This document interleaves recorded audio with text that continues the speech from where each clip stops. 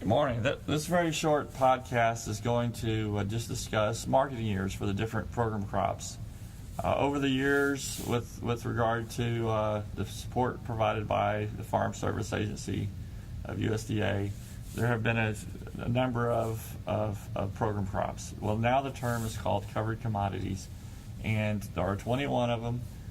Here the list basically shows you that there are, the ones we think of normally: wheat, sorghum, soybeans, corn. But there's also a significant number of what we would call minor oilseeds or pulse crops that have been added over time, and they are also going to have protection from the government.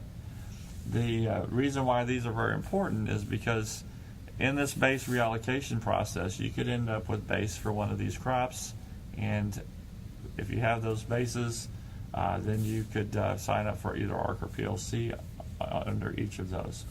So what I'm really going to focus on today is the marketing years. The marketing year for a crop is basically for the major production area, starts at harvest for that area and goes around for the one calendar year until the next harvest.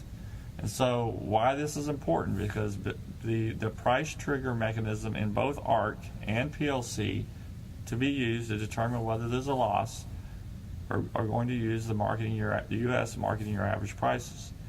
A lot of people ask me when they start and when they finish, and basically this chart details exactly what price series they're going to be using or the time frame.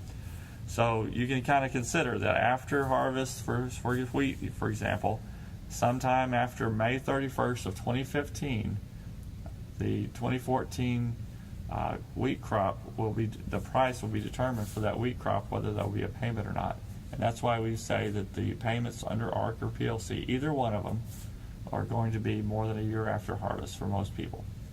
The other column that I'm just going to look at briefly is the reference prices. And these are used in that price loss coverage.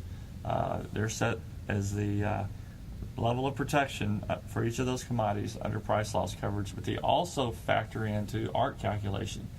If you do a 5-year Olympic moving average of prices in that ARC calculation to establish the benchmark, price times yield is revenue benchmark. On the price side, any year going forward that the actual marketing year price is below one of these reference prices, the reference price would substitute for it. So we first passed the Farm Bill, prices were much higher. Nobody was really thinking about they were going to use the reference price to plug in that calculation. As the marketing year prices look like they're moving down over time, they will come into play and they will be plugging for a number of crops. So, very quick explanation of this. Until next time, thank you very much.